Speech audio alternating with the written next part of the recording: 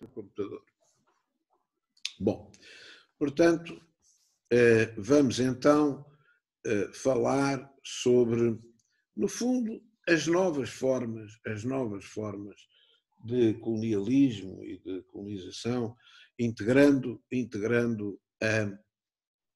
o fim da Primeira Guerra Mundial, que é absolutamente crucial. Bom, e depois eu vou tentando referir o livro, isto depois vai ter que ser cortado da edição, porque ao estar a referir o manual, obviamente que estou a dar uma aula e não estou a fazer uma conferência, mas lembro, desde logo, aquilo que está à página 25, que são os conceitos de neocolonialismo, imperialismo e anti-imperialismo. Isto é bom começar por ler isso, porque fica-se com uma ideia teórica. Bem, a própria guerra de 14-18 resulta da nova visão neocolonialista da segunda onda colonial, conforme eu já disse anteriormente.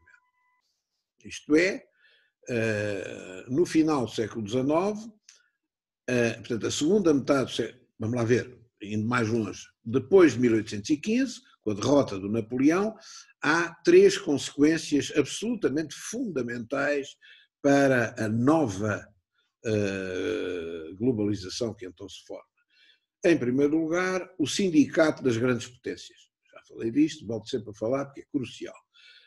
Aquilo a que se chamou primeiro tetrarquia, eram 4, depois pentarquia, porque a França entrou. A França, que tinha provocado aquilo tudo, graças à ação notável do príncipe Talleyrand, e quem quiser ver o que é que foi a noção notável do príncipe Talleyrand, temos a tese de doutoramento que se chama Talleyrand, do doutor Santos Silva, Eduardo Santos Silva, lá do nosso instituto, e que é muitíssimo boa e é talvez a coisa mais interessante que foi feita sobre o Talleyrand cá em Portugal, que ele consegue justificar que a nação francesa tinha sido ela própria vítima do Napoleão, que é uma coisa, enfim, perfeitamente extraordinária, mas o que é facto é que a França entra por ser uma grande potência. Não tem nada a ver com quem é que ganha o Napoleão ou quem é que é derrotado com o Napoleão. A questão central é, para governar o mundo precisamos de um sindicato, precisamos de uma pentarquia, precisamos de unir aqueles que são grandes potências e têm os mesmos interesses. E se repararem, isto nunca mais desapareceu, com várias fórmulas ao longo do tempo, com várias fórmulas ao longo do tempo. Em primeiro lugar, a fórmula foi, por exemplo, esta, pronto, a pentarquia ou a Santa Aliança, não é? Santa Aliança, que ia decidir sobre isto. Mas depois, as próprias conferências internacionais, como a Conferência de Berlim, acabam por ter um conluio das grandes potências a decidir o que era importante, como, por exemplo, o princípio da ocupação efetiva. Não fomos nós que decidimos isto, nós não queríamos o princípio da ocupação efetiva. Quem estava interessado nisso eram as grandes potências. Bom, como acontece, no fundo, depois da guerra, sobretudo depois da Segunda Grande Guerra Mundial, em que volta a reunir-se uma pentarquia de inimigos. Aquilo é que se chama o conceito de segurança, ainda está em vigor. É uma pentarquia de inimigos. Não é? A Rússia já era inimiga dos Estados Unidos, a Rússia já era inimiga do Reino Unido, mas não interessa, não interessa. São os grandes, são os que devem mandar. Bom, e como isso se desatualizou, de certa forma, embora juridicamente esteja em vigor, desatualizou-se. Eu gostava que aparecesse a minha figura aqui, ó, professora Teresa, como é que se faz? É que depois a edição vai ser difícil. Eu estou a ver lá assim permanentemente. Será que isto está a ser... Como é que se faz? Por norma, quem está a falar é quem vai aparecer em tamanho grande no ecrã. Mas se clicar... exato, se clicar no seu quadradinho, em cima aparecem do canto superior direito umas reticências. Sim. E pode fixar vídeo. Ao fixar vídeo é o senhor professor que vai aparecer no centro do ecrã. Já está. E de maneira que eu diria que esta ideia de haver um pequeno grupo, que no fundo, como é que isto se chama em termos platónicos? Não é? Isto é ou é uma aristocracia ou é uma oligarquia. Agora, depende da boa vontade das pessoas. Para mim é uma oligarquia, porque os que mandam são quem tem mais dinheiro, não são só os mais fortes em termos de forças armadas, são quem tem mais dinheiro. Portanto, no fundo, é uma oligarquia. É o princípio aristocrático, para ser simpático, ou oligárquico, para ser mais antipático. Eu dou de barato, vocês escolhem o que quiserem. E quando isto acaba, reparem bem, quando isto começa a emperrar, o que é que acontece? E por isso a política realista do Nixon, quando diz não, a China-Taiwan não representa a China, venha a China inimiga, venha a China grande, venha a China poderosa, deixem lá ficar Taiwan. Mas Taiwan é que é o seu aliado. Pois é, mas isto é um problema de realismo político. Venha a China rica. E a China, Pequim substitui Taiwan no conceito de segurança. No fundo, para dar razão à lógica da oligarquia, ou, se quiserem, da aristocracia. Mas o que é curioso é que quando isto começa a derrapar e a não ter, ainda funciona, a não ter tanta eficácia, substitui-se isto pelo chamado G7, que é outra vez uma oligarquia. Mas a Rússia faz cá falta. G7 mais um, ou G8. Mas mesmo assim, então vamos arranjar dois patamares de oligarquia. A oligarquia hiper-oligárquica, G7, com a Rússia, G7 mais um ou G8, e depois G20, que é a oligarquia alargada. É sempre uma oligarquia. Qual é o critério do 8? Qual é o critério do 7? Qual é o critério do 20? São os mais ricos. São os mais poderosos. Já viram? Portanto, a bondade do sistema bate sempre no mesmo sítio.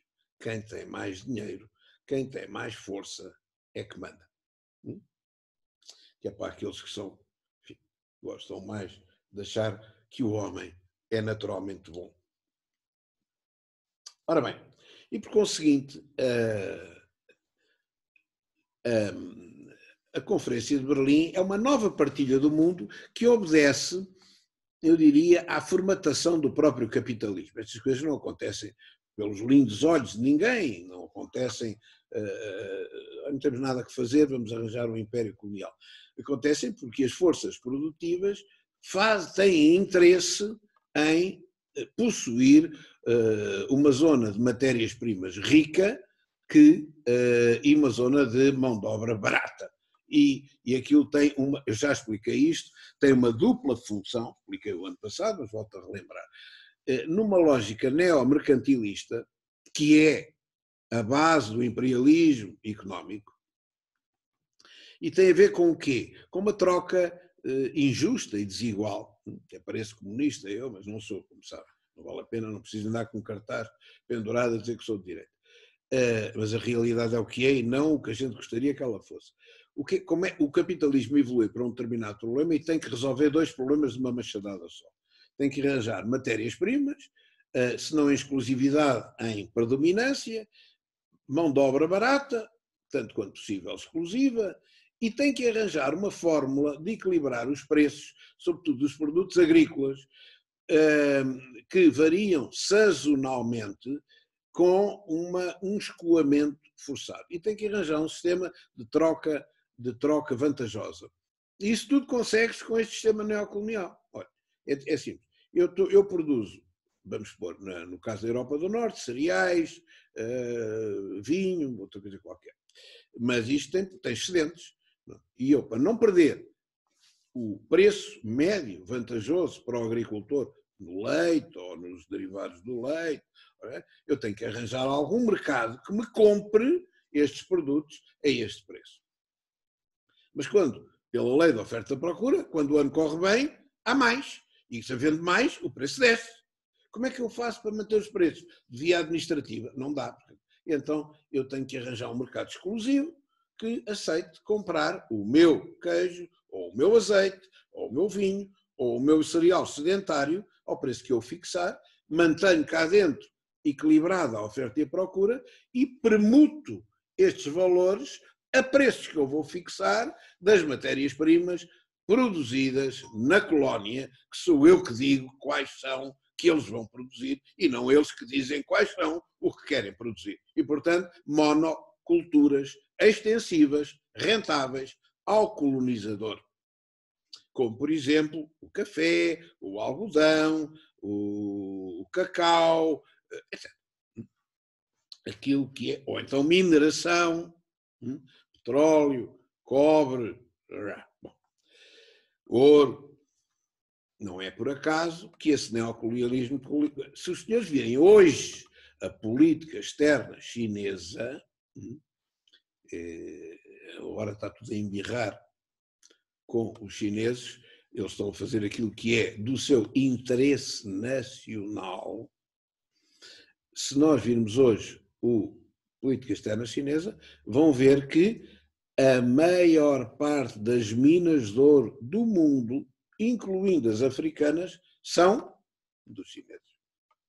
Vão ver que os chineses andam a comprar pelo terceiro mundo fora, pelas antigas colónias, nossas e não nossas, nossas da Europa, digamos assim, desde o Brasil até Moçambique, a Angola, tudo o que são nichos de matérias-primas ou mesmo de indústria que são altamente rentáveis. Também estão a fazer isso cá, não é só lá, não é?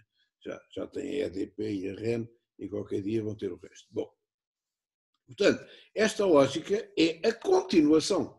Esta é a continuação evidente daquilo que foi o objetivo da Conferência de Berlim. Nós temos que ter colónias. Por exemplo, o Bismarck é um bom exemplo.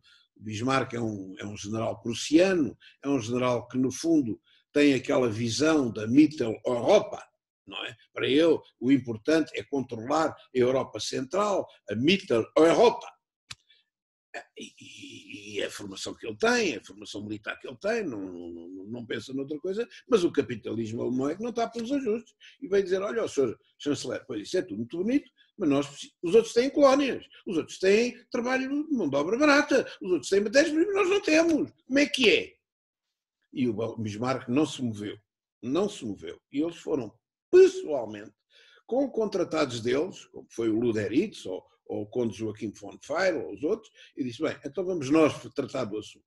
E angariaram, com pseudo-contratos e protetorados, sabe Deus como, que não é nada, em termos jurídicos, apanharam a Namíbia, apanharam o Togo, os Camarões, o Ruanda, o Burundi, o Tanganica, e depois de terem isto tudo na mão, foram ter com o Sr. Bismarck e disseram assim, ó Sr. Chanceler, nós temos isto, agora vai haver uma conferência de Berlim, o senhor, faz favor, faz aqui um império a correr, porque a gente tem que ter um império. E foi assim, o império foi feito em cima do joelho, a correr, foi pendurado no Ministério da Marinha e depois, enfim, o homem forçado acabou por fazer uma espécie de departamento colonial. Bom, o Ministério das colónias. Bom, portanto, é assim que a Alemanha ganha o seu império colonial. Isto não tem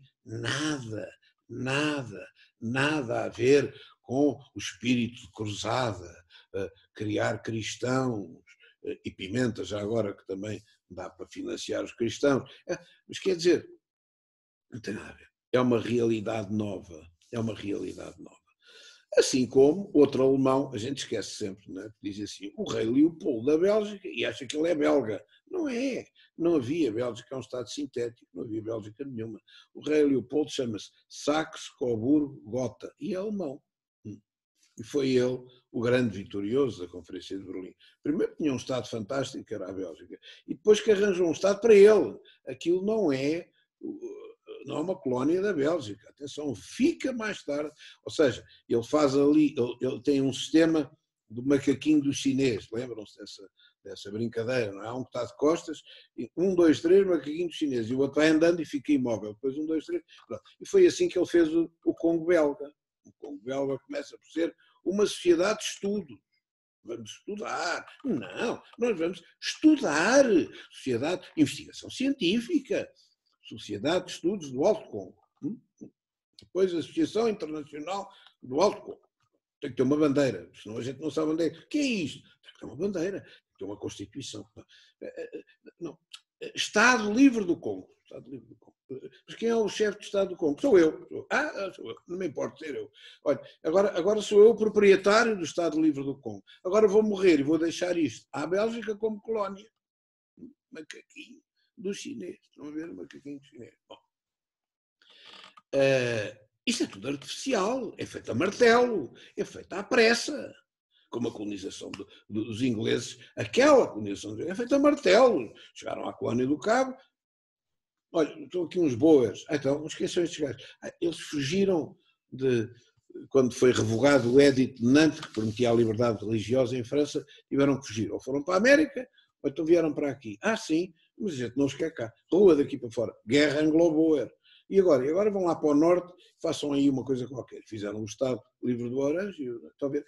Quer dizer, isto foi feito a martelo. E os Zulus? Estão aqui os Zulus, porrada nos Zulus. Quer dizer, porquê? Porque nós queremos isto. Isto faz jeito. Dê cá. Como a Índia. A Índia, não é? A Índia, aquele subcontinente inteiro, é esmagado porque sim. E é curioso, começaram por protetorados, depois colónia e depois acabou por ser império. O império. A Rainha Vitória era imperatriz das Índias. Passou a ser a grande, o soba daquilo tudo. Bom, isto tem um interesse quê? Civilizacional? Não, porque eles tinham uma política, no fundo, de dupla ordem jurídica. Havia uma ordem jurídica para os colonos e uma ordem jurídica para os ingleses, que era exatamente a mesma que funcionava no Reino Unido. Estão a ver? Mas isto não é ilegal, não é... Não, ilegal não é porque eu é que faço a lei. Mas não é ilegítimo, não é imoral. Mas quer lá saber que seja imoral, é assim que é. Pronto. Estão a ver? A desigualdade num princípio democrático, num princípio de uma democracia que é a mais antiga da história. Portanto, a força normativa dos factos é que funciona. E eu digo isto aos senhores alunos mais novos, porque os mais velhos já sabem que eu estou a dizer a verdade. O que vinga é isto. Os mais novos têm ainda aquele idealismo de achar que o dever ser tem muito mais peso do que a força.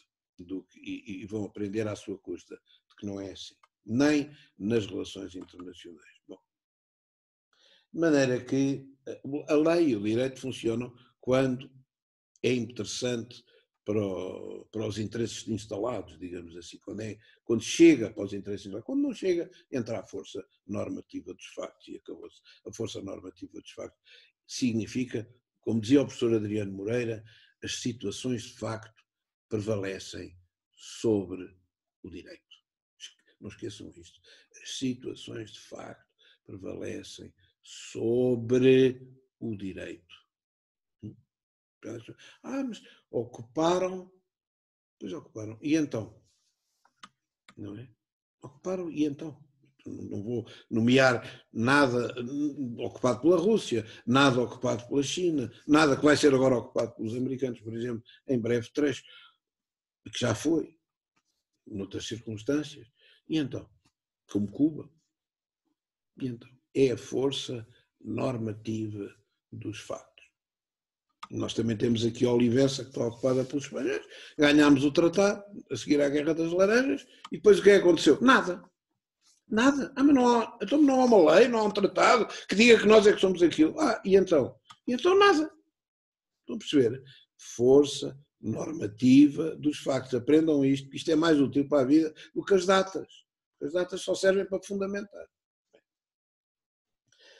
Ora bem, portanto, essa Conferência de Berlim resultou mal. Resultou mal. Não chega. Desculpa. Diga. Queria saber, o professor não dá nenhum lapso temporal de quando começa o neocolonialismo. No livro faz a distinção que o neocolonialismo não tem a vertente do direito, não tem a conexão direta com o direito que prevalece nas colónias em função... Eu não percebi. Não tem o quê? Não tem o caráter factual que o colonialismo tem, que é a subjugação direta da metrópole. Então não tenho isso. Não, tem, mas isso não está no direito. Qual direito?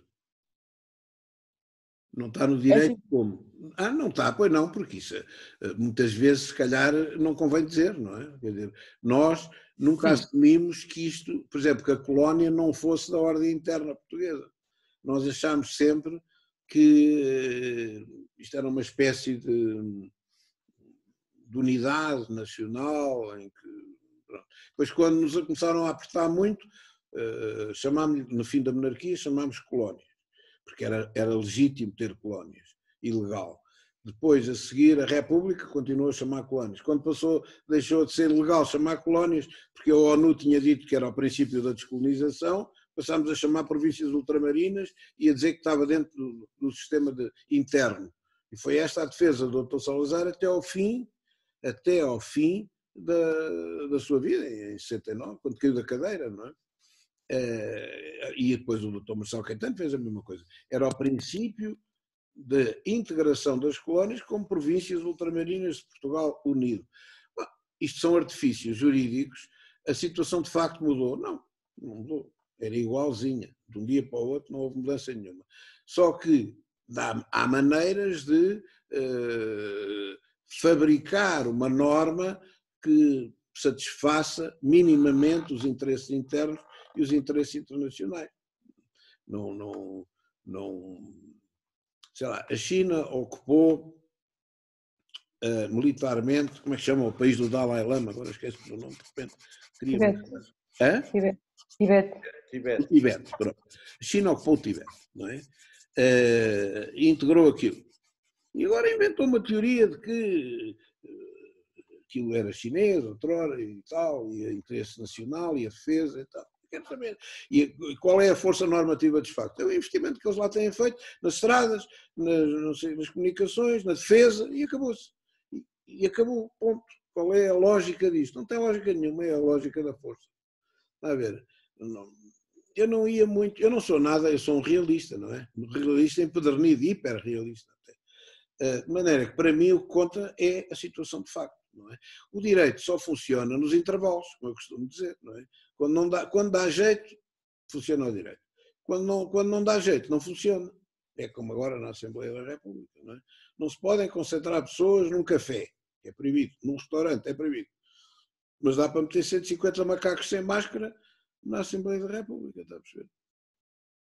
Porquê? Não, porque ali não há problema. Não há? Não. Mais dos funcionários, mas não faz mal. Porque nós dizemos que não faz mal. E esta lógica é a lógica da humanidade. Não é? Não tem. Portanto, e o mal, o vosso mal, eu apanho isto muito. Eu estou em tese de mestrado e doutoramento, é mato, e é uma desgraça para mim, não é? Mas enfim, eu sou de outra época e sou de outra corrente, que é a de confundir o direito com a política e dar-lhes o mesmo estatuto, não é? E dar-lhes o mesmo... Quantas vezes é que eu vejo esgrimir o direito da Crimeia pertencer à Ucrânia ou ser ocupada pela Rússia? O que é que acha? Acha que prevalece o princípio jurídico ou o princípio geopolítico? Aparece o princípio geopolítico. Putin está-se nas tintas, e agora vou fazer aqui um parênteses, eu sou russo, não é? E eu, se fosse eu, fazia exatamente o mesmo, porque é óbvio que aquilo faz parte, é essencial para a defesa militar da Rússia, pura e simplesmente, ponto final, quer lá saber. Mas a Ucrânia já era independente porque no tempo o Khrushchev deu aquilo para ser anexado. Who cares? Isso é meu e acabou-se. Sempre foi, o Cáucaso é meu, não se escute. Isto é a força normativa dos factos. Depois o direito ou se aconchega ou leva na tromba. Pronto. 1/5 da Geórgia está ocupada e ponto. E agora nada. Mas sou eu que reconheço. Quer lá saber? Está a perceber? Quer dizer, das duas, uma. Ou entramos numa lógica juridicista, e então a faculdade devia ser a faculdade de Direito e não esta. Porque aqui só se ensinam-se outras coisas além do direito, e sobre o direito, e contra o direito. Chamado geopolítica, chamado colonialismo. Não é? Ou então entramos numa lógica jurídica e então estamos no sítio errado. No sítio errado, porque aqui a matriz é outra, está a ver? A matriz é sociológica, a matriz é histórica, é factualista. Portanto, eu na minha leitura, que eu não impinjo a ninguém, os senhores têm a leitura que quiserem, pensam como quiserem, era o que faltava, isto é uma universidade. Agora, no meu ponto de vista, aquilo que é mais relevante não é a questão jurídica, mas é a questão fática, é a realidade. Depois que se vai vestindo e travestindo de fórmulas jurídicas mais ou menos, enfim, satisfatórias, vamos andar, satisfatórias, não é verdade? Para calar a boca. O soft power, para mim, só funciona nos intervalos, não é? Como vai ver. Eu estou convencido que os Estados Unidos da América, quando isto rebentar mais, vai rebentar muito mais do que está, não é? Como eu ando a dizer há anos, como os senhores sabem. Já vos dei um cheirinho, mas tem isto tudo publicado em livros seguidos, atrás uns dos outros. Quando isto rebentar, o Maduro vai à vida. O Maduro vai à vida e o regime do Maduro não pode ficar. Porquê? Porque é do interesse nacional americano. Isto é imperialismo? Claro, claro que é imperialismo. Claro! O quê? O golpe de Estado contra o Pinochet no Chile não foi feito pela CIA? Foi, está explicado hoje em dia com factos. Eles abriram os arquivos que dão para provar isso, e há um livro magnífico do professor, como é que ele chama, que já morreu, Muniz Bandeira, sobre o assunto, que se chama Uma Fórmula para o Caos. E então acham que os Estados Unidos estão preocupados? Não, eles próprios abriram os arquivos a dizer, olha, fomos nós que fizemos aquilo. Pois foi, olha, paciência, já está. E agora levam mais. Cuba, eu tenho algumas dúvidas que Cuba não acabe mal. Ou se agacha aos interesses americanos, ou se houver um conflito, acaba mal. Acaba mal. Está a ver? E isto não tem nada a ver com o direito. Quer lá saber do direito? O direito não se aconchega a isto. E a política internacional, eu não acho que seja uma anarquia, é uma intermitência. É uma intermitência de força, de entendimento entre os grandes. A crise dos mísseis de Cuba é isso. Condomínios. É um condomínio dos grandes. Tu isto não podes fazer, eu não deixo. Pronto, então eu vou-me embora, mas tens que tirar os mísseis da Turquia. Então está bem, médio alcance, ok, então eu tiro. Este é o diálogo da política internacional. Não gostam? Então vão antes para os estudos românticos, que é mais bonito, ali na Faculdade de Letras. Ou para Direito. É para dizerem assim, não há direito, vamos fazer uma manifestação, vou-me acorrentar por causa do imperialismo. O imperialismo existe, sempre existiu e vai continuar a existir. Quer a gente goste, quer não. O que é que muda? Muda a fórmula, muda a forma, mas não muda mais nada. Portanto, quando é que começa? A sua pergunta é um bocado irrelevante, mas quando é que começa? Sei lá, se quiser pôr uma data, a segunda onda colonial é o princípio do neocolonialismo. O primeiro colonialismo era um colonialismo muito missionário, não é? Havia a ideia da cruzada. As pessoas acreditavam em Deus ainda e achavam que iam para o céu com a bula e não sei o quê. Pronto. É a primeira fórmula, como eu já disse aqui. A segunda fórmula não tem nada a ver com isto. Quer dizer, na Conferência de Berlim, ninguém quer saber cruzadas. Antes, pelo contrário, é o princípio da concorrência missionária. Não é? Porquê? Porque as religiões protestantes e as outras todas que vão entrar em África, há uma tese de doutoramento do professor Júlio Gonçalves que se chama O Protestantismo em África, podem ver por aí, no fundo é já a nova lógica de que eu tenho que ter os instrumentos repressivos e os instrumentos ideológicos e já agora aproveito a minha religião missionária e financio-a para não haver problema. E, portanto, aquilo que vai para o Congo é a ideia da liberdade missionária, é um princípio contra aquilo que nós tínhamos estabelecido de haver no Tratado de Tordesilhas de espanhóis ou portugueses têm que impor o monopólio da Igreja Católica, que era uma forma, no fundo, de reação da Contra-Reforma por causa da perda de influência que ocorreu na Europa, primeiro com o Ocidente, com o Oriente, quando há o cisma do Oriente, e em segundo lugar, no norte da Europa, com a Reforma Protestante, não é? Porque de repente, ficamos sem a Escandinávia toda, sem o Reino Unido, e a Alemanha, cada um os príncipes escolhem a religião que quiserem, lá, a Holanda vai à vida, isto é mau, agora não temos nada, de repente ficamos sem nada, não temos que conquistar mais espaço. Aonde? Pá, vamos pegar nos tugas e nos espanhóis que ficaram fiéis, dividimos o mundo ao meio e compensamos a perda de influência a nível da Europa com novos territórios que vamos impor o nosso modelo e tal. Esta é que é a realidade. Agora, violinos e florzinhas à volta disto, para mim, eu não gosto, mas isso, enfim, cada um tem a sua... Há sonhadores e há pragmáticos. Eu não faço parte dos sonhadores nesta matéria.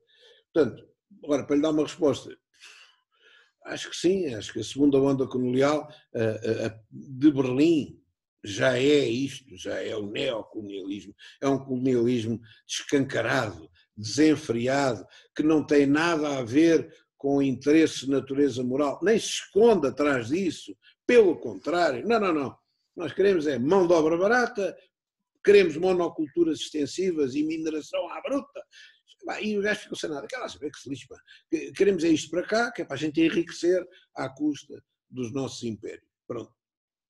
Não ficou bem dividido. Portanto, tem uma data. Se quiser essa é boa. Não ficou bem dividido. Não ficou. E como não ficou bem dividido, guerra. Não é só por causa disso que há a Primeira Guerra Mundial. Mas a Guerra Mundial era desejada por toda a gente. E por isso é que a fagulha é uma estupidez. Não é? Mataram o arquiduque Ferdinando Francisco em Sarajevo. Coitado do homem, enfim, é um jovem, é chato, a mulher era nova, é desagradável. Mas quer dizer, arquiduques há muitos, não é? Arranjavam outro. Mas não. Aquilo serviu de fagulha. Serviu de fagulha para matarem aqueles mortos todos, aqueles milhões, de 40 milhões, 50 milhões, não se sabe ao certo, de mortos. Fora os gaseados, os estropiados, enfim, já ninguém conta. E as famílias, isso ninguém conta. E o património destruído. E a ideia qual era? A ideia era, vamos repartir os impérios outra vez, porque isto ficou mal, em Berlim não está bem. E andaram, eu tenho isto no livro, pode ir ver, andaram a discutir a divisão do Império Português. Não é? Metade dos arquipélagos de Cabo Verde, metade é para um, metade é para o outro, Angola dividida ao meio, metade para um, metade para o outro, só que não chegaram a um acordo. E a República do Senhor Costa, não é? Há sempre um Costa em Portugal. Afonso Costa, nesta altura, do senhor Costa, o doutor, aliás, ele era professor de matemática, já não me lembro, acho que sim, de Coimbra, doutor Afonso Costa, ou direito, não sei, pensou e disse bem, isto melhor é nós entrarmos na guerra de um lado qualquer, porque temos que entrar, senão lixam-nos, vão só ao Império e vai à vida. E nós, republicanos, ganhamos a República à custa do ultimátum, à custa de bater no Dom Carlos e de matar o Dom Carlos, à custa de vexar o Dom Carlos e dizer malandro, está a trair a pátria, heróis do mar, não. Contra os bretões, marchar. Bretões, contra os bretões, marchar, viva a República! E agora não podem dizer à última da hora, colónias, não, calma, que o capitalismo depende disto. Vamos entrar na guerra. Entramos assim, sem botas, sem munições, sem armas, sem dinheiro para repatriar os soldados, uma vergonha. Bom, e ganhamos. Ganhamos vinculados aos outros, aos franceses, Batalha de Lalis, Soldado de Milhões, ganhamos! Pronto. O que é que deu ganhamos? Ficámos pobres, mas não nos roubaram as colónias. Roubaram as colónias a quem? Aos alemães. Está aqui, vão ler. Está aqui. Dividiram as colóniazinhas todas dos alemães pelos Pinhongai, ou que eram aliados aos Pinhongai. Bom, e depois, isto não chega, não é? Não chega. Então vamos dividir a Alemanha também. Dá cá Alsácia-Lorena, França. Os gajos não estão a pagar as indemnizações de guerra. Dá cá o Ruhr. Que era uma joia da coroa, era a zona toda do carvão, do aço. Não, então vamos pôr os gajos de gatas, afundamos a armada aqui em frente deles, pum, os barcos irem ao fundo. Há filmes sobre isto, ponham num motor de busca, vão à procura. Como é que foi destruída perante a elite militar alemã, toda aquela armada, que foi tudo espatifado, criaram uma coisa simbólica e tal. Fome miserável, inflação da República de Weimar, completamente galopante.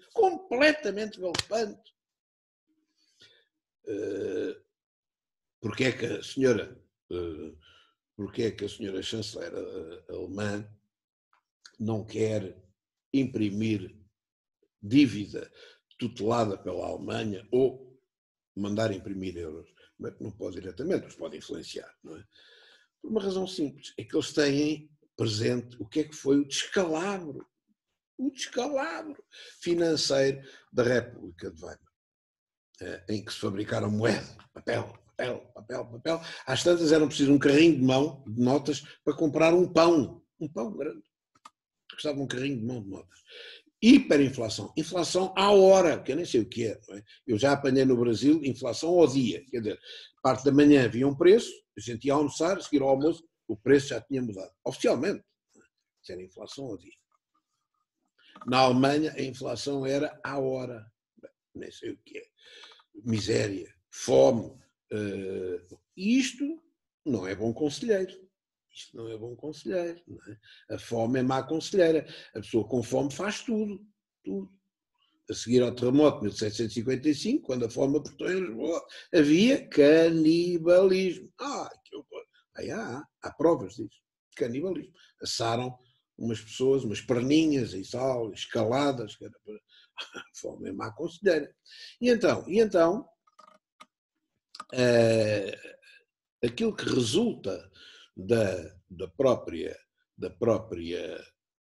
guerra é a criação da Sociedade das Nações, não é? Que era um dos pontos do presidente Wilson, a ideia do governo mundial, cá está ele, cá está o governo mundial, a ideia da oligarquia, é sempre a mesma coisa. Não há 20 maneiras de fazer ovos estrelados, não há. E em relação às quantas, o que é que a gente vai fazer? Vamos inventar uma lei, está a ver? Cá está a tal chuchadeira, que é o direito a fingir que houve uma alteração substantiva, quando não há. Um direito para continuarmos a colonizar, a explorar as colónias. Então é o sistema dos mandatos. O sistema dos mandatos da Sociedade das Nações é que é a nova fórmula para tornar legal a continuidade da tutela. E então havia 3 tipos de mandatos, A, B e C. O A, países com evidente capacidade de serem independentes, porque já tinham sido. Que era preciso, enfim, modernizar, criar uma elite e tal, para tornar independentes. Mas enquanto não havia modernização, continua na tutela colonial. Pois, países intermédios, tipo B, enfim, em que era preciso investir muito, criar infraestruturas, portos, estradas, escolas, hospitais, aquilo estava muito mais atrasado, mas com muito tempo, haviam de ser independentes e a coisa conseguia ser assim. E depois havia os desgraçados que não podiam ser independentes. Esse aí não há a fazer, não tem capacidade nenhuma de ser independente, e esses vão ficar colónias. Tipo C, é um mandato tipo C. Ou seja, é uma colónia eterna. É uma coisa que fica a aboberar até nunca. E, portanto, assim legalizou-se a colonização. Porquê é que isto não durou muito tempo? Não durou muito tempo, não foi por causa disso, não é? Primeiro, não durou muito tempo porque este acordo pressupunha que os grandes ficassem na oligarquia. Os grandes tinham que ficar na oligarquia, isto não funciona, não é? Só com os pequeninos não funciona. Ora, os americanos, como os senhores sabem, viviam ainda na doutrina do isolacionismo. Isso está onde? Está no outro livro, na Política de Blocos. Tem que ir ver lá, está online. Política de Blocos. Viviam na doutrina do isolacionismo. E o Congresso tinha aceito que os Estados Unidos interviessem na guerra, que no fundo quem ganhou a guerra foi os Estados Unidos, não vale a pena a gente estar cá com coisas, os outros levaram na corneta, aquilo estava empatado, trincheira para um lado, trincheira para o outro, avança para, não andava. E os Estados Unidos é que vieram desempatar isto. E o Wilson andava todo contente, a dizer, agora eu tenho aqui uma lista de pontos muito boa. E o Congresso disse, olha, Sr. Presidente, acabou, venha-se embora, isto agora não, voltamos para o isolacionismo. Portanto, os Estados Unidos saem do concerto. É o que isto significa. Em segundo lugar, a Rússia. A Rússia é daquelas que tem que estar, não há dúvida que está em tudo, está no G8 sem dinheiro e está no Conselho de Segurança desde sempre. Com stalinos ou sem stalinos, com brutalidade ou sem brutalidades, com morticínios, mataram muito mais gente que o Hitler, isto não, no Conselho de Segurança.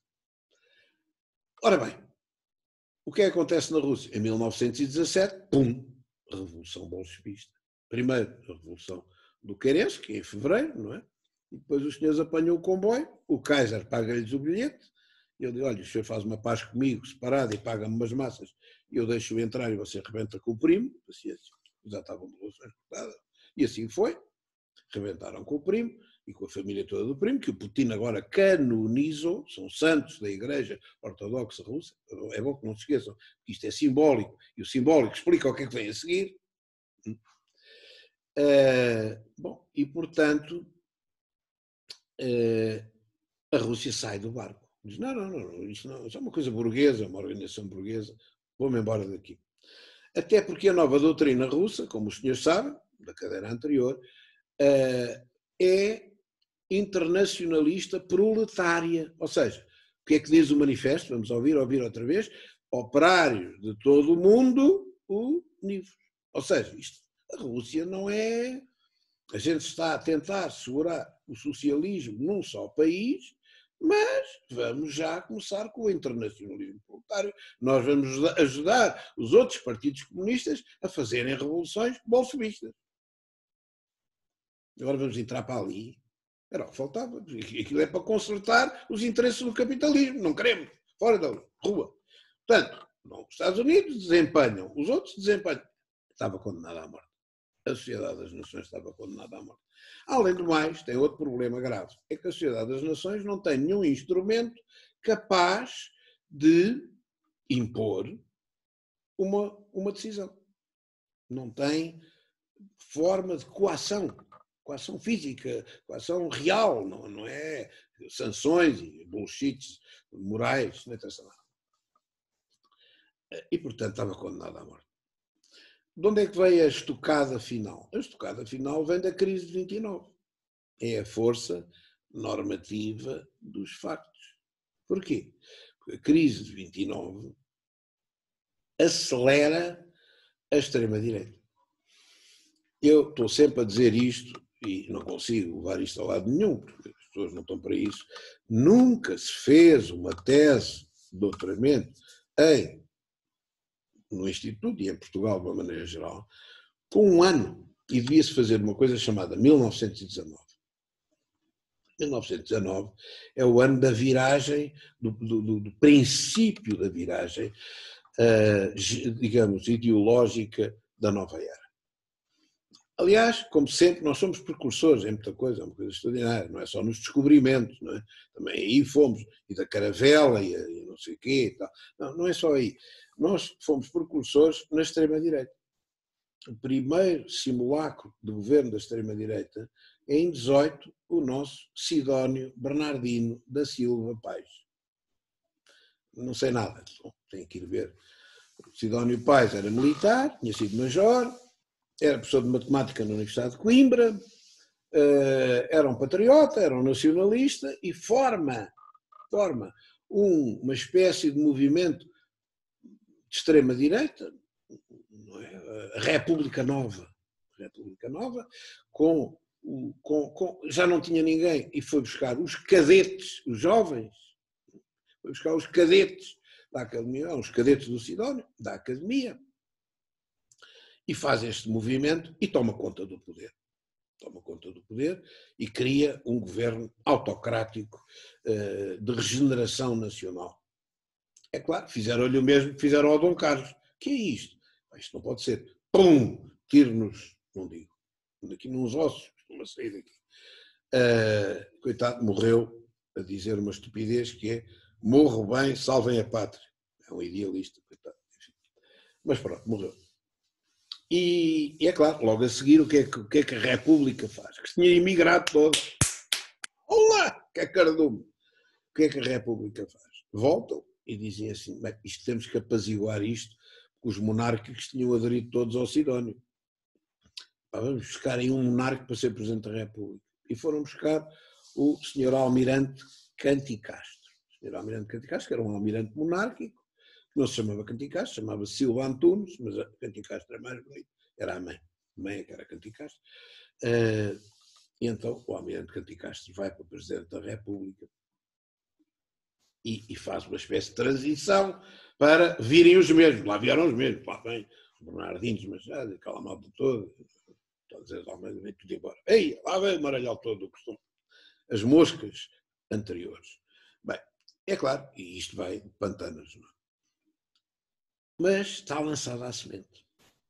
Agora vamos fazer aqui um pequeno exercício de memória. Quando é que nasceu o Partido Fascista em Itália? 1919. Com um líder do PS. Com um líder que veio do PS. Esta ideia de que o líder da extrema-direita não pode vir de outro partido, já ouvi isto ainda há pouco tempo, é um absurdo de qualquer.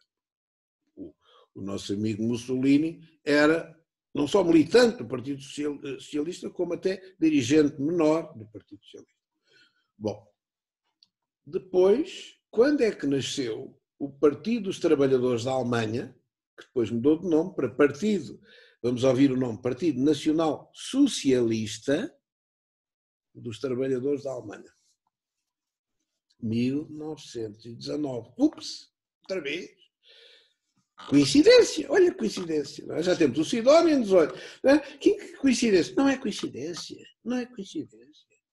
É que a guerra deixou isto na total miséria.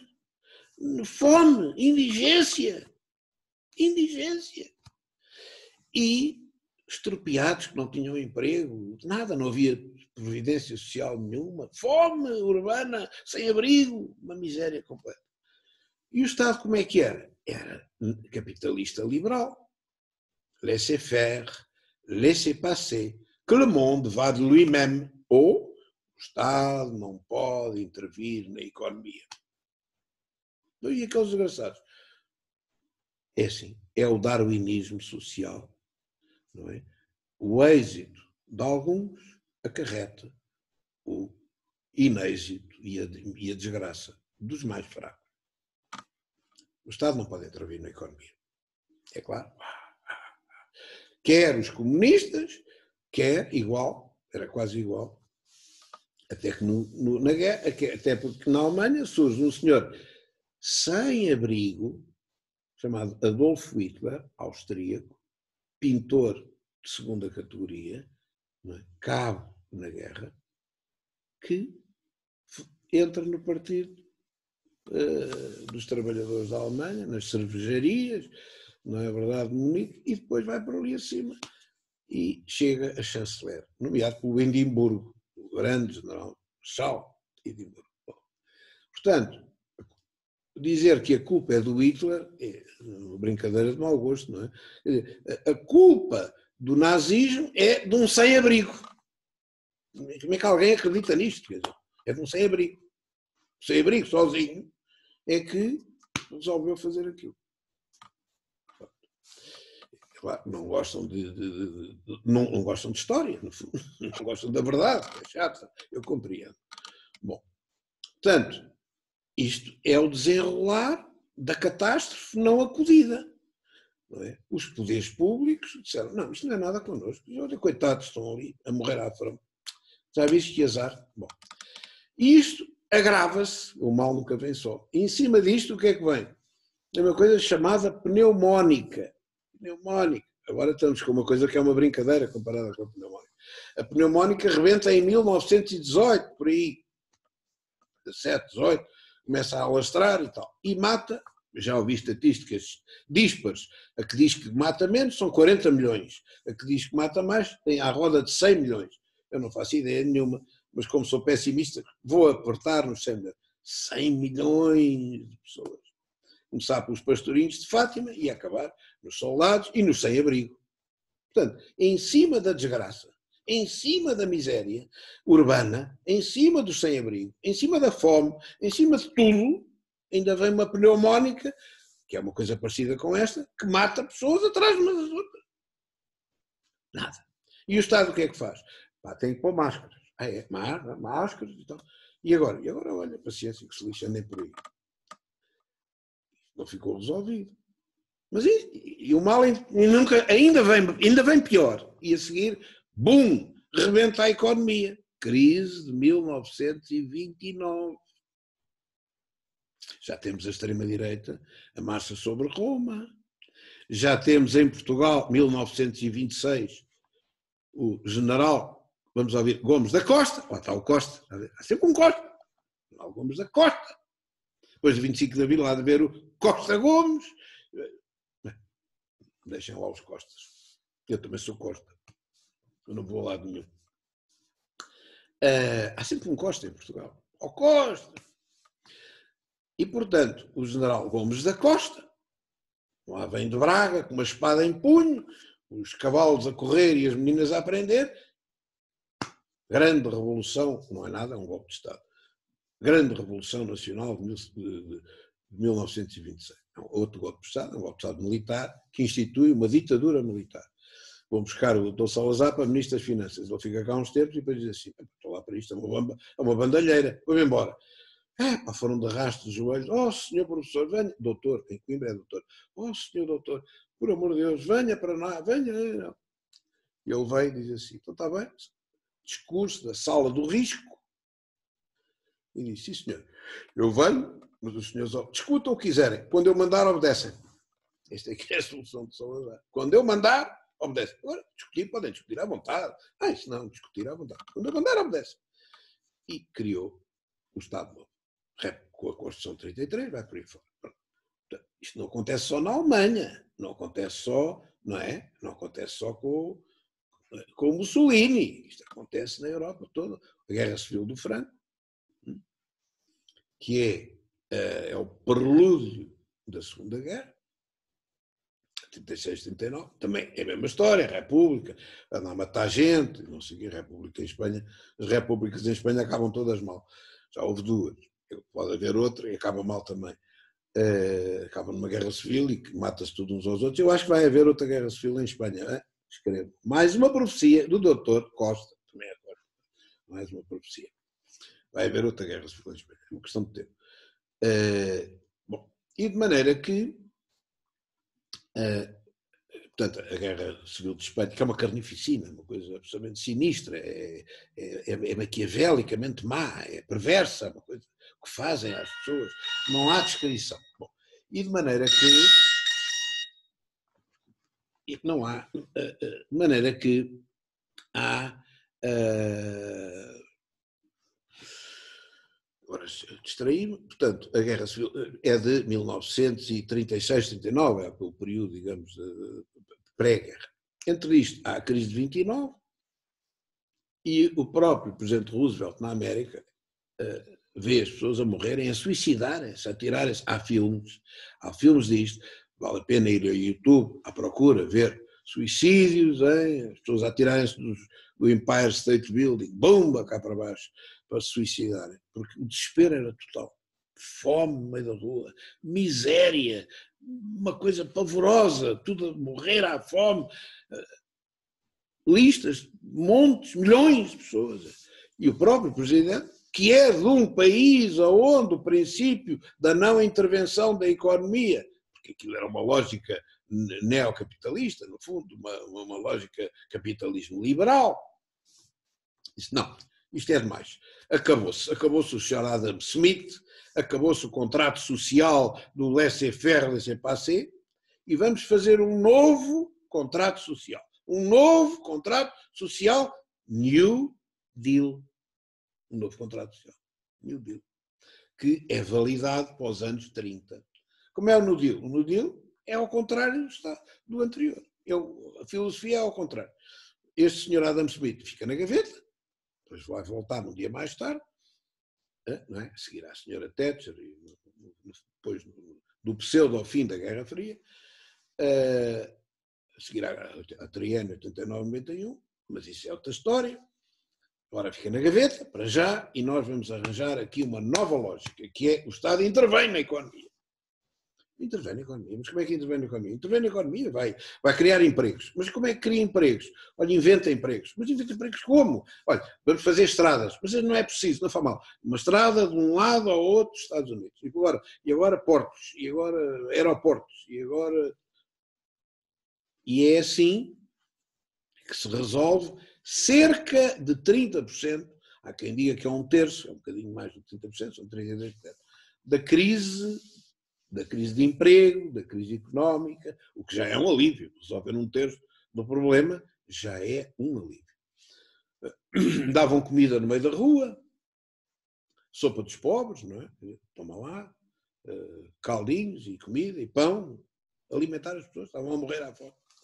E pronto, e a pouco os Estados Unidos reerguem-se com uma nova política que acaba por ser a doutrina de um novo economista chamado John Maynard Keynes, economia keynesiana, que não assenta só no intervencionismo, assenta, como sabem, no uso da moeda, na desvalorização, na impressão de moeda, portanto, na intervenção do mercado monetário, por um lado, na criação de emprego, por parte do Estado, portanto, essa é a lógica, é uma lógica intervencionista, não é verdade? Ele próprio tem um livro que se chama O Fim do Laissez-faire.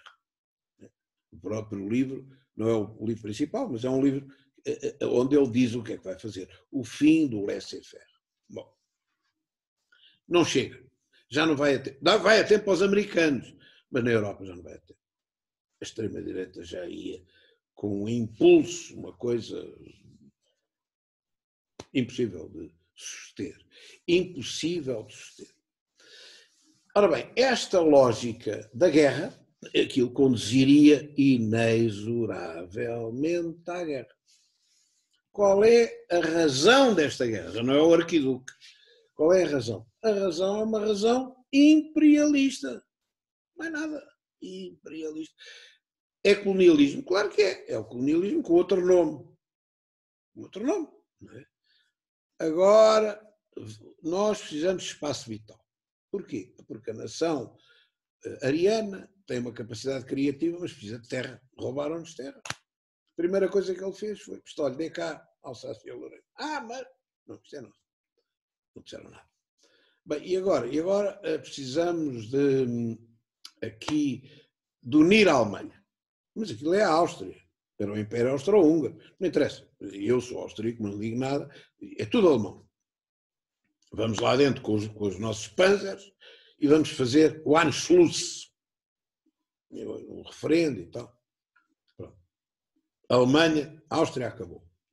E agora, mas espera lá, está aqui na Checoslováquia, está aqui uma coisa chamada os Sudetas. Não, isto é a República Checa. Não. Os Sudetas. Os Sudetas são arianos. Está cá. Tudo calado. Então e agora? E agora vai a Polónia, que também tem aqui um bocado que era nosso, fazia parte da Ordem Prussiana, isto aqui era território germânico. E os ingleses diziam: aí não, esses são nossos aliados. Tanques por ali dentro. Declaração de guerra dos ingleses. Reparem, a nova guerra começa por uma razão, qual é a causa? Imperialista. Imperialista. Conquista de território, dá cá. Para quê? Para os recursos minerais, o petróleo, a mão de obra. É a mesma coisa. Quer dizer, não é em África, mas também é. Porquê? Porque o Hitler mandou um dos melhores marechais que ele tinha, que fez a invasão, já não me lembro se foi da Dinamarca, se foi da Holanda, o célebre marechal Rommel, a raposa do deserto, era como ele era conhecido, Marechal Rommel, depois acabou trucidado às mãos do Hitler, teve que suicidar. Bom, Marechal Rommel, para o norte da África, comandar o África Corps, tomou conta daquilo tudo, era a lógica do Império Romano. Espera lá, nós precisamos de controlar esta porcaria toda até Marrocos, senão estamos feitos ao bife. Isto não é colonialismo, não é. Então o que é? É o quê? Não, agora chama-se outra coisa. Bem, os nomes podem mudar, as realidades são as mesmas, que é que já não são feitas com caravelas, não é? São feitas com outras coisas, a tecnologia evolui. Bom, e por conseguinte, não ocupou a Suíça, estranhamente, o Napoleão ocupou, e não precisou de ocupar a Itália porque fez um pacto com o Mussolini, um pacto de aço, indestrutível. Ele, de facto, era amigo do Mussolini, que salvou, estava na prisão, ele mandou lá SS, um comando da SS, fez um resgate perfeitamente notável, sacou o Mussolini e a família da prisão, foram nos planadores, é uma história fantástica, há um filme sobre isso, sacou o Mussolini da prisão com os planadores e constituiu, já aquilo estava tudo invadido pelos americanos, no sul, constituiu a norte da Itália o último Estado fascista oficial, que era a República Social Italiana, chefe de Estado, o Mussolini. República Social Italiana. Pouca gente fala disto. Isto é que dá aquele movimento fascista que se mantém sempre na Itália. Sempre. O Movimento Social Italiano. O MSI.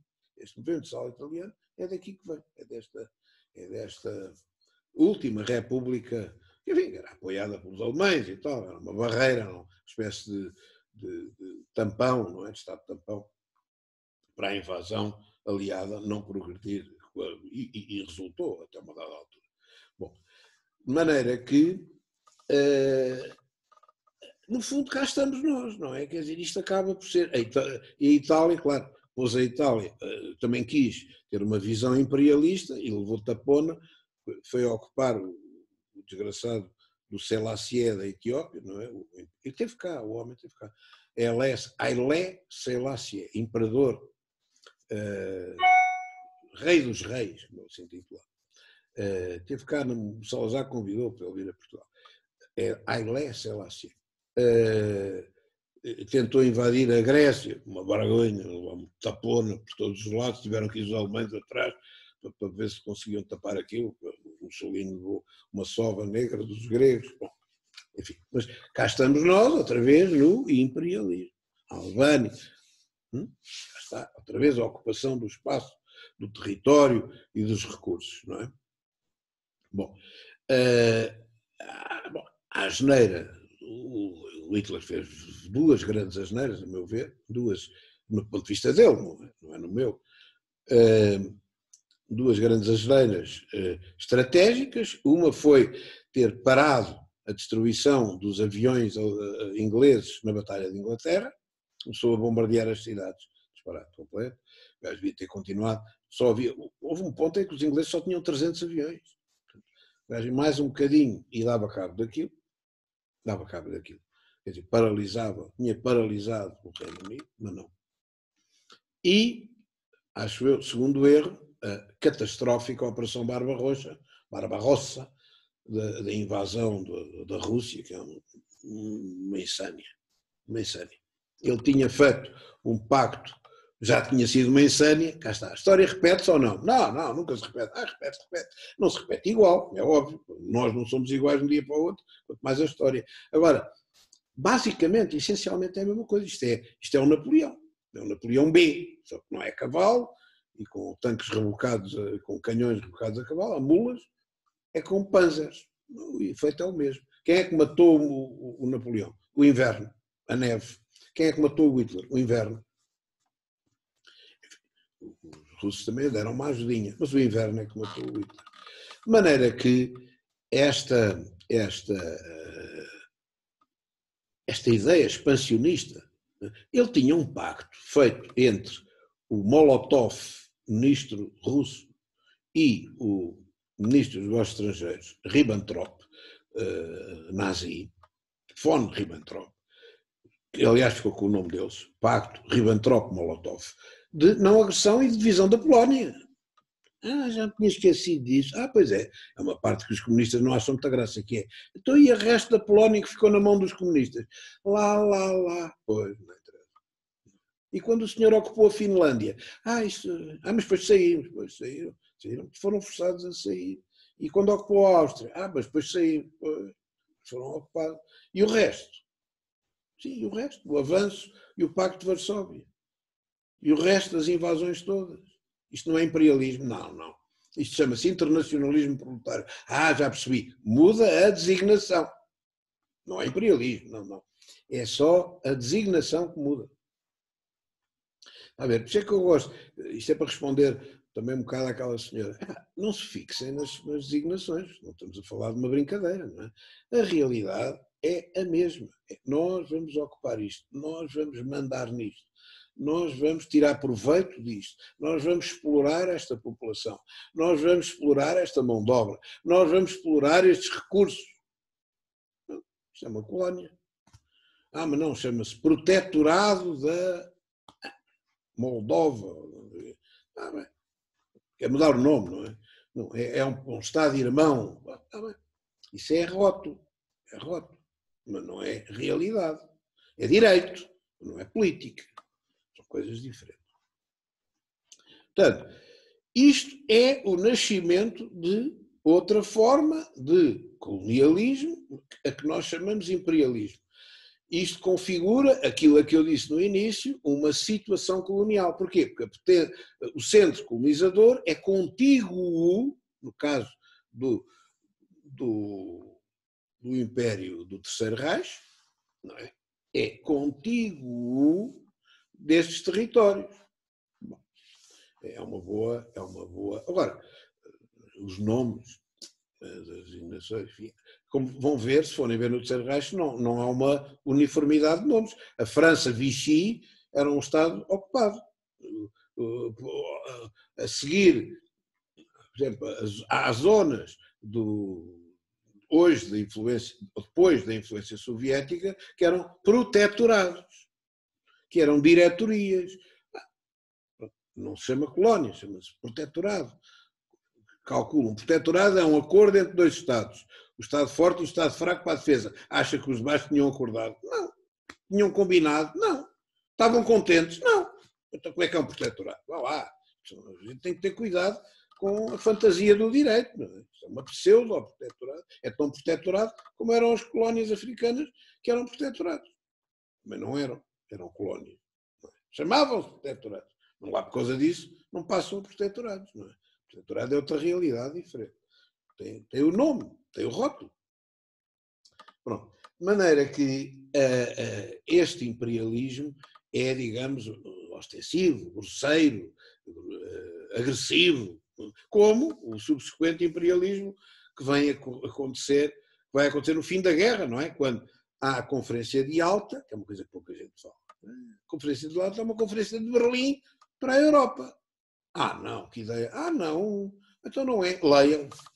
Há um livro muito bom, feito por um senhor Smith, qualquer coisa Smith, que se chama Yalta. Era jornalista e estava lá.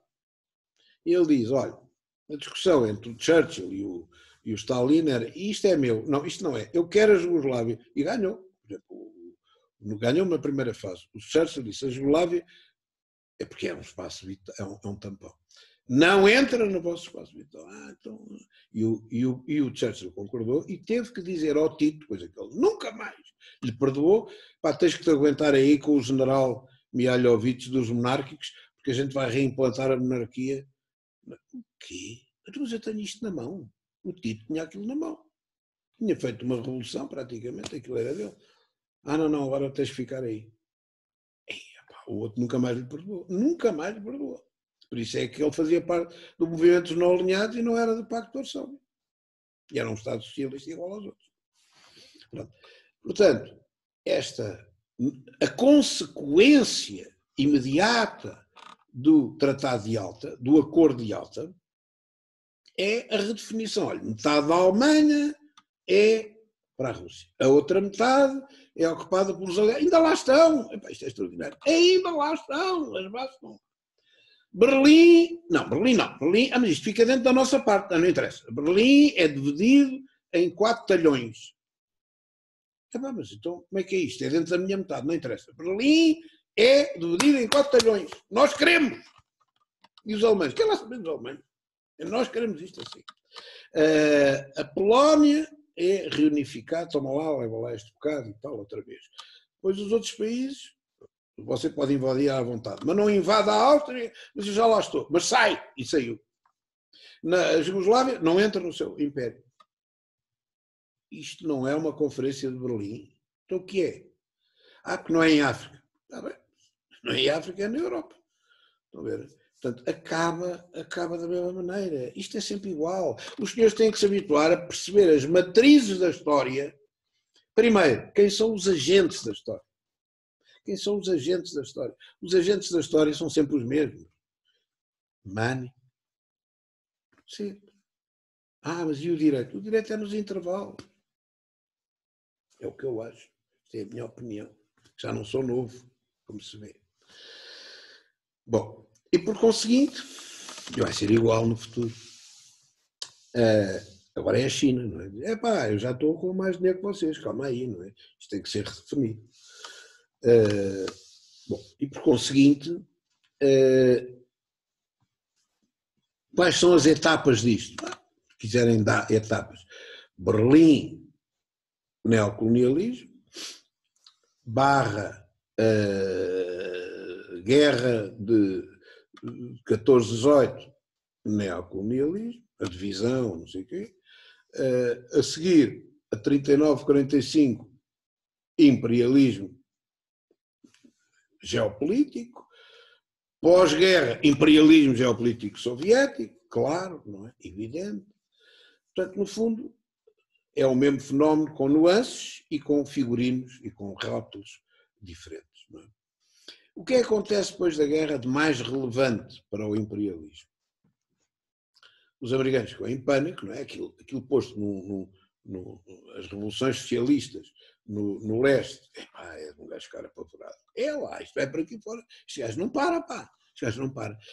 E logo a seguir à guerra, os americanos dizem, bem, vamos segurar a nossa parte, vamos fazer uma aliança militar em que, com o princípio da doutrina de Monroe, princípio, quem não sabe o que é, vai ver o outro livrinho que está online, com o princípio da doutrina de Monroe, mas posto aqui. Quem atacar algum dos membros desta aliança constitui automaticamente os outros na obrigação de intervir. Leia-se, quem atacar um caganito qualquer tem os Estados Unidos à perna. É o que isto quer dizer.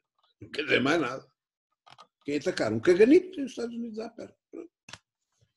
Quem são os caganitos? Os caganitos eram os ameaçados. A Turquia e a Grécia. E os americanos que sabiam geopolítica tinham aprendido com a escola de Munique, Heidelberg, e com o Alsofer, tinham aprendido geopolítica. Os gajos vão querer sair para águas quentes. Niet, aqui não entro. Mas não. A Grécia fazem parte. Mas aquilo está uma polvorosa com gajos aos tiros lá dentro. Vamos criar uma forma de imperialismo económico, leram Marx, para ajudar ao imperialismo político da NATO. Como é que se chama? Plano Marshall. Plano Marshall. Inventado por quem? Um grande economista chamado General Jorge Marshall. É um general. O que é que significa isso? Dar dinheiro, dólares, aos Estados destruídos para reerguerem a sua economia, para depois aquilo começar a trabalhar e enxutar a ameaça comunista. Foi assim que foi reerguida a Alemanha. Foi assim que foram reerguidos vários países, a França e Portugal. Portugal, o Dr. Salazar disse, continuaremos orgulhosamente sós. Está quieto ao Marx. Eu sei o que é que vem a seguir. A seguir vem o retorno. Não há almoços de graça. Então e o dinheirinho, como é que é? Isto leva à internacionalização do capital financeiro americano e leva depois à influência americana. Dá cá. Chega? Não chega. É preciso mais. Então e o Oriente? A gente tem que pôr no Oriente qualquer coisa. Boa ideia. Já sei o que é que a gente vai fazer. Ocupar o Japão. Ocupar o Japão. Mas como é que vai? Ocupar o Japão, como se fosse uma colónia. Mas quem é que ocupa o Japão? É daqui. Um general. Sim, metemos lá o general MacArthur a tomar conta do Japão. Mas isso é imperialismo. Quer lá saber o que é. E depois vamos transformar o Japão numa sociedade americana. Acabou-se aqueles samurais, aquelas espadeiradas e harakiris. Acabou-se. Isso acabou tudo. não há nobreza, não há nada, vamos matar até o imperador. Então aí os gajos disseram, os japoneses disseram, sim, então a partir daqui vai até ao último japonês. Então, espera lá, não, isso não podemos, este gajo é Deus. Então, olha, vamos obrigar isso é realidade. Vamos obrigar o imperador a declarar em público que não é Deus. Coitado do Hirohito, lá foi. Dizer, olha, afinal não sou Deus. Disse isto em público. Os japoneses todos a fazerem aquelas vénias e tal. E fica sem poder nenhum. Então está bem, criamos uma Constituição e diz assim, existe um imperador que é chefe de Estado. Faz o quê? Não faz nada. Nada. É um símbolo nacional. Não tem poder nenhum, nada. Poder zero. E agora vamos criar aqui empresas e transformar as Mitsubishis e tal. O que é que fez a nobreza japonesa? Infiltrou-se toda, eram dirigentes militares, sabiam a estratégia, e foram aplicar a estratégia para as empresas. Quem é que fazia os aviões? Zero. Aqueles que se atiravam para cima dos navios. Bum! Era a Mitsubishi. Agora vai fazer carros. E os outros? Não ia fazer. Bem, e assim começa o ressurgimento do Japão. 49, Mao Tse-tung, esta é que a gente não estava à espera. Pá. Agora, o nosso Chiang Kai-shek, que é nosso aliado, fugiu para uma ilha e aquilo agora é comunista. E o gajo foi ao Stalin dizer que obedecia ao Stalin. 49. Estamos feitos ao bitoque. Só há uma maneira. Taiwan. Vamos apoiar Taiwan. Não. A República da China é aqui. Está aqui o governo legítimo, que é o senhor Chiang Kai-shek. Não. É o Kuomintang. Pelo simples não, o senhor Kuomintang vai fazer um acordo connosco para a gente ir para Taiwan. Vamos cercar os comunas. Imperialismo, ou não? Ou sou eu que estou a ver mal? E já agora vamos americanizar a ilha. Uma cidade de consumo aqui, tipo americano, Las Vegas. Como no Japão, Las Vegas. Boa ideia. E ali e a Indonésia. Nós também tem que ser nossos amigos, a mesma coisa. Então, espera lá, mas faltam aqui uns pactos. Então, espera lá, já temos a NATO. A Organização do Tratado do Atlântico Norte. Deste lado está cercada, até à Grécia, até à Turquia. Bom, então agora vamos criar o CENTO, Central Treaty Organization. Não, mas e o Sudoeste? Não foi mal. Então vamos criar a SEATO, Southeast Asian Treaty Organization. E a Austrália, e a Nova Zelândia. Também há ameaça. Então vamos criar o ANZUS. Austrália, New Zealand, ANZUS. Quem é o pivô presente? Estados Unidos da América. Quem é o pivô sempre, em todos estes pactos? Presente, Estados Unidos da América. O que é que os geopolíticos dizem? O Heartland é inacessível. O Heartland é inatacável. Só há uma maneira, que é cercar o Heartland com uma coligação, digamos assim, que ocupa o crescente interior e o crescente exterior. Boa. Então espera lá, e o meu backyard? Isso é um problema seu. Até o Hitler dizia que isto era a sua pan-região. Lembram-se? Teoria das pan-regiões? A pan-região pan-americana. Pan-American, que era aliás o nome da companhia aérea. Olha, é uma coincidência. Coincidência? A escola nazi de geopolítica do Haushofer, que serviu o Terceiro Reich, criou o nome de Panamérica para aquela continentalidade toda, que aliás já era exigida pelo George Washington no seu discurso de adeus, e os americanos aproveitaram, não, olha que ideia tão gira, vamos chamar a nossa companhia de bandeira Panamérica. Eu ainda me lembro, ainda sou desse tempo, Panamérica. Vão à internet e veem os aviãozinhos. É uma coincidência, são aquelas coincidências. É tudo coincidência. Bom, e então, e agora? Qualquer gajo que levanta tola aqui está feito. Como é que a gente faz isto? É a mesma coisa, vamos ter um plano, uma aliança para o progresso. Chama-se assim, Aliança para o Progresso, em que todas as repúblicas sul-americanas e centro-americanas têm que assinar isto connosco. Já temos o Canadá na NATO, e agora Aliança México, Argentina, tudo por ali abaixo, Brasil. Boa ideia. E vamos fazer outra coisa, vamos dar um plano Marshall para os gajos, Vamos lá. E depois a dívida vai ter juros, eles não têm dinheiro e vão pedir mais dinheiro para pagar os juros e vão ficar hipotecados até ao nariz. E aí temos nós o controle e americanizamos a sociedade. Isto o que é? Não, isto já não é colonialismo, não. É imperialismo económico e político. E quando alguém fizer xixi fora do penico, também acontece, a gente intervém e dá-lhes porrada, granada. Cuba, quantas invasões houve em Cuba? Já nem sei, 5, 6. Invasões a Cuba. Não foi só a Baía dos Porcos, houve várias. Falhadas todas, mas houve várias. Porquê? Isto é o nosso espaço vital. O que é isto? Isto é o nosso espaço vital. Mas isto é um conceito nazi. Não, não tem nada a ver com o nazismo. Tem a ver com o destino manifesto, tem a ver com aquilo que são as superpotências. Porquê a crise dos mísseis de Cuba?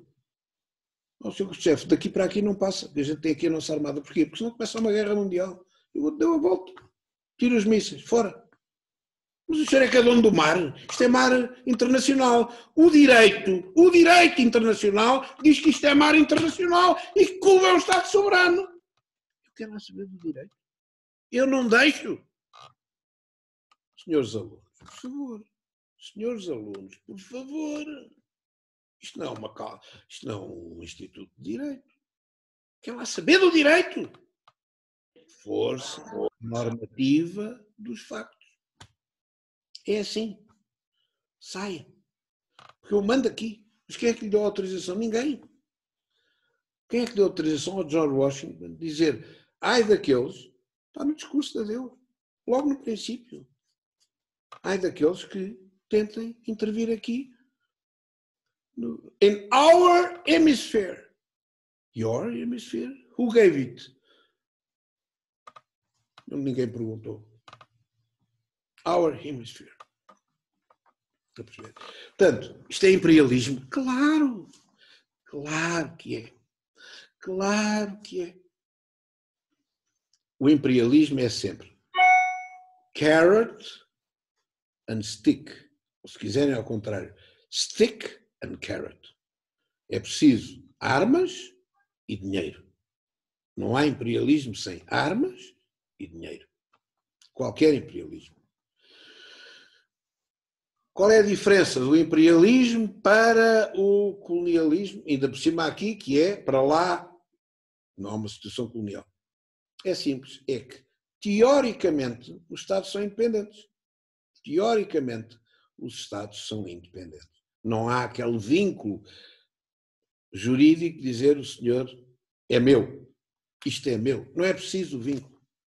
Essa é que é a novidade. É que não é preciso. Para que é que eu estou aqui com fantasias a dizer que há aqui um tratado? Basta-me um tratado militar para eu poder intervir. Basta-me o princípio de Monroe, que é quem atacar um destes Estados envolve-se com todos os outros. Leia-se, envolve-se comigo e depois com os mochados, não é? Coitados. As coligações são sempre os Estados Unidos e depois a República das Bananas número 1, a República das Bananas número 2, para fingir que quando o Maduro for atacado está lá a Colômbia e o Brasil. Profecia do professor Costa. Caramba. Vai lá estar. Porquê? Não pode ser só os Estados Unidos. Vai haver assim uma olhada. Para disfarçar. Isto é um coletivo. Nunca era a Primavera de Praga, era o Pacto de Varsóvia que intervinha. Queremos ser livres. A Primavera de Praga. Porrada em cima. Pacto de Varsóvia. Vamos ver, é sempre o Pacto de Varsóvia. Não há. Não é? Funciona como uma rede. Mas quem é que manda, efetivamente? Quem é que manda? De onde é que vem a ordem? Quem é que decidiu? Vá lá. Não foi a Bulgária. Não quer dizer que a Bulgária não seja presente. Portanto, aquilo que varia no imperialismo é sobretudo a fórmula. A fórmula. Mas o essencial é o mesmo. O essencial é o mesmo. O fundamental mantém-se. E é isso que eu penso que era interessante ter dito hoje. Bem, eu fico por aqui. Não vou dizer muito mais. Acho que está explicado. O resto são depois incidentes e pormenores que em bibliografia acessível, eu já citei alguma, pode ser visto. E pronto, está aqui a minha opinião sobre o assunto. Muito obrigado. Estou disponível para responder a qualquer questão que os senhores queiram pôr. É uma questão muito rápida e de curiosidade. Eu gostava de saber a sua opinião. Como é que a França, dentro daquele seu jeito muito especial, conseguiu até hoje ter o único território continental, que é a Guiana Francesa, no hemisfério ocidental. Como é que eles conseguiram isso? Não estou a falar das ilhas, porque as ilhas não têm pequeninas. Há uma espécie de acordo de que territórios exíguos, no fundo, é o que resta da velha lógica da SDN, não é? Aquilo é pequenino e não tem capacidade de sobreviver, basicamente. Esta é que é a lógica. A lógica, ou melhor, o consenso que estabeleceu entre as grandes potências. Coisas pequeninas não contam. Coisas pequeninas não contam. Mas o Belize é mais pequeno, não é? O Belize ainda é mais pequeno. Não, mas Gibraltar não conta, por exemplo. Ceuta não conta, Melilla não conta. Troco. Que eu acho que é ridículo. Isto é um bocado a geneira, não é? Porque numa lógica integral conta e conta muito. Mas no nosso caso, por exemplo, Cabo Verde e São Tomé, por essa lógica não devia contar não também. Não devia ter ido. Mas isso só foi com a descolonização exemplar. Exatamente. Foi feita ao serviço dos interesses de outrem, que não dos povos que lá estão. Não é? Porque Cabo Verde não fazia. Cabo Verde não queria. Nós assegurávamos a permanência de Cabo Verde na União Europeia. Era melhor para eles ser da União Europeia do que ser mendigo dos Estados Unidos da América e ter a primeira cidade fora do seu próprio território e viver naquela exiguidade que o clima obriga.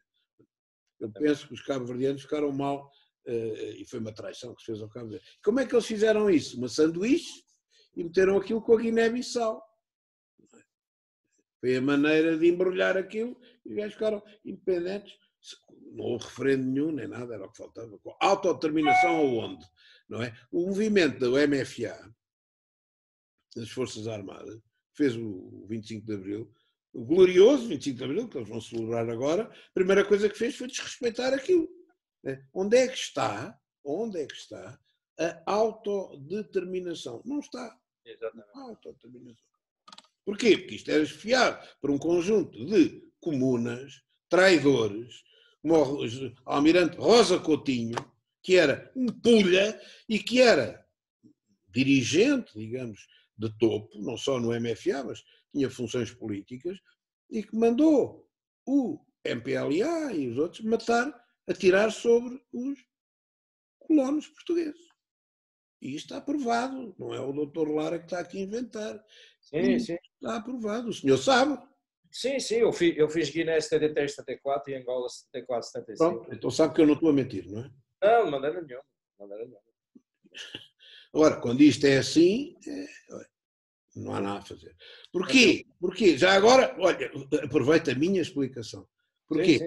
Porque as situações, de facto, prevalecem sobre o direito. O direito era, o programa do MFA passou a ser direito à falta de direito constitucional, passou a ser norma jurídica em Portugal e o próprio Estado não cumpre e desrespeita aquilo que ele próprio diz que é uma norma jurídica. Exatamente. Viva a República. O que é que eu ia dizer mais? Ok. Mais questões? Professor, eu tinha uma questão acerca do trabalho. Está-me a ouvir bem? Agora estou a ouvir. Mas ok, pronto. Hoje não ouço, porque isto aqui, ou é o som que está abaixo, mas não está. Não, se calhar era eu que estava longe do microfone. microfone. Máximo. Já não posso pôr mais som. Eu estava a pensar em escolher o tema do trabalho, do neocolonialismo e do imperialismo e isso tudo, e queria perguntar se, por exemplo, nós podemos nos focar mais num subtema do trabalho, ou se o professor quer assim uma análise mais abstrata, ou se, sei lá. Não, pode-se fixar num subtema, como exemplo, como case study, está a ver? Mas okay. Tem que começar com uma teoria geral, quer dizer, isto é isto, e agora vou explicar porque é que, neste contexto, isto é um exemplo, está a ver? O caso concreto é este, mas não se pode fixar apenas no caso concreto, isto é, tem que formular numa página, ou em duas, ou lá o que quiser, aquilo que é a teoria geral. A minha teoria geral é esta. Assim. Pronto. E agora vou exemplificar com este caso concreto. Portanto, ok, posso ter um case study, então. Neocolonialismo, imperialismo e não sei o quê, Subtítulo, o caso concreto, o case study, o caso concreto de tal. Ok. Tem que falar das duas coisas, basicamente. E depois a conclusão, acho eu que devia ser, porque é que provou que aquele caso é um exemplo indiscutível daquilo que é o título principal. Isso Ok, obrigada. É que é a pergunta de partida, digamos. Obrigada. Percebeu? Sim, percebi. Pá. Mais. Professor, olá. Eu estou a pensar fazer o trabalho sobre o tema C do fim da Primeira Guerra Mundial, o Tratado de Versalhes e as consequências em termos políticas. Boa tarde. Ainda não é boa tarde. E estava a pensar, que agora tendo em conta esta aula, se é muito extensível em termos históricos ir até depois da Segunda Guerra Mundial e a geopolítica dos Estados Unidos. Mas a senhora quer falar sobre os efeitos da primeira, é? Sim, sim. Só que depois, em termos geopolíticos, a geopolítica dos Estados Unidos eu acho muito interessante, então eu gostava de falar sobre isso, mas não sei se será muito extenso. É muito extenso. Só tem 4 páginas. Vamos lá ver. Os Estados Unidos tinham uma doutrina, aquilo que os Estados Unidos, vou dizer ao contrário, aquilo que o povo dos Estados Unidos gosta é do isolacionismo. Está a perceber? Nós não queremos cá ninguém, não queremos chatice. Aquilo que a elite dos Estados Unidos, uma certa elite dos Estados Unidos gosta é de presença externa. E, portanto, há aqui um trade-off. Naquela altura, vencia a lógica do American Go Home. Por isso é que é fragmentário. Eu arranjo uma autorização única, especial, para quebrar provisoriamente esta lógica isolacionista, para ganhar a guerra junto dos nossos amigos, senão não há negócio. Cada ideia do... se a gente deixa isto rebentar, os gajos não têm negócio connosco, não vendemos nada. Ponto número 1. Portanto, vamos ali dar uma mãozinha, ganhamos a guerra e vamos embora. Foi o que aconteceu. E depois foi outra vez a mesma coisa. Porque, repare, se ler, com cuidado, a reeleição do Roosevelt na Segunda Guerra, em plena guerra,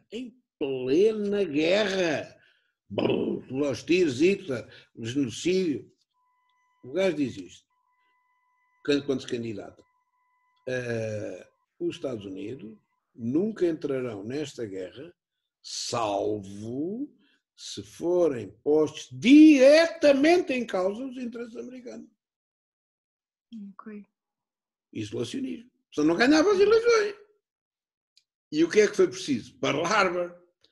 E se não fosse Pearl Harbor, os americanos não tinham entrado na guerra. Ora bem, Pearl Harbor Ora, há aqui uma teoria da conspiração, eu não vou entrar por aí, mas há uma teoria da conspiração, que eles tinham um soslaio de informação de que iam atacar Pearl Harbor. Há uma coisa que teriam sabido por uma razão. Os 4 porta-aviões americanos foram dar um passeio. Olha que coincidência. Mais uma. Os gajos vão atacar aquilo e de repente os 4 porta-aviões vão todos dar um passeio ao mesmo tempo. Bom, não sei. Eu não vou entrar em teorias da conspiração. O que é facto é que é aquilo que permite aquele célebre discurso do presidente Roosevelt no Senado, em que ele diz: este dia ficará na infâmia da história. Este dia vai ficar sempre memorado na infâmia da história. E vamos atacar. Pronto. E então, a partir daí, começa aquela intervenção americana que, mais uma vez, resolve a guerra. Quem resolve a guerra são os americanos. Quem resolve a guerra são os americanos. Não são os ingleses, não são os franceses, são os americanos. Os outros ajudaram, com certeza. Australianos, neozelandeses, sei lá, tudo. Mas o que é facto é quem resolve. Portanto, vai tirar daqui o quê? Não estou a perceber bem. Quer dizer, a lógica americana, neste momento, ainda não é uma lógica imperialista, é muito mais no fim da Segunda Guerra. Aí é que diz, bem, isto acabou, a gente não pode estar aqui, cada vez que há um incêndio, vamos aqui apagar. E estes gajos incendeiam isto outra vez. Temos que nós tomar conta disto. E aí é que muda.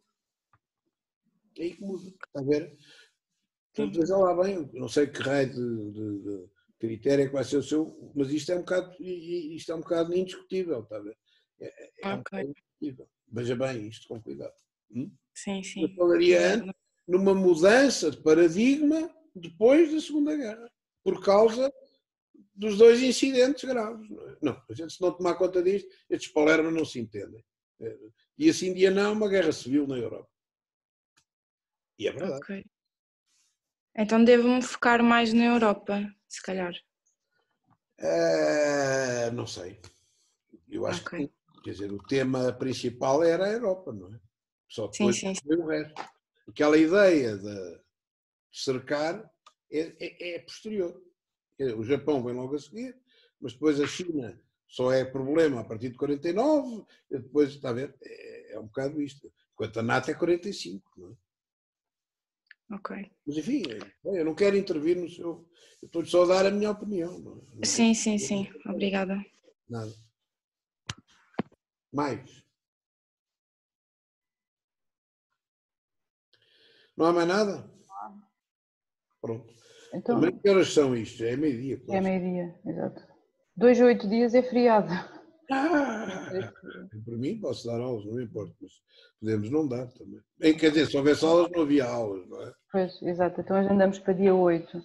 Só uma nota muito breve em relação a um aspecto que a coordenação já conhece e que vocês vão começar a ter conhecimento hoje. As datas de entrega dos diferentes elementos de avaliação para cada uma das disciplinas.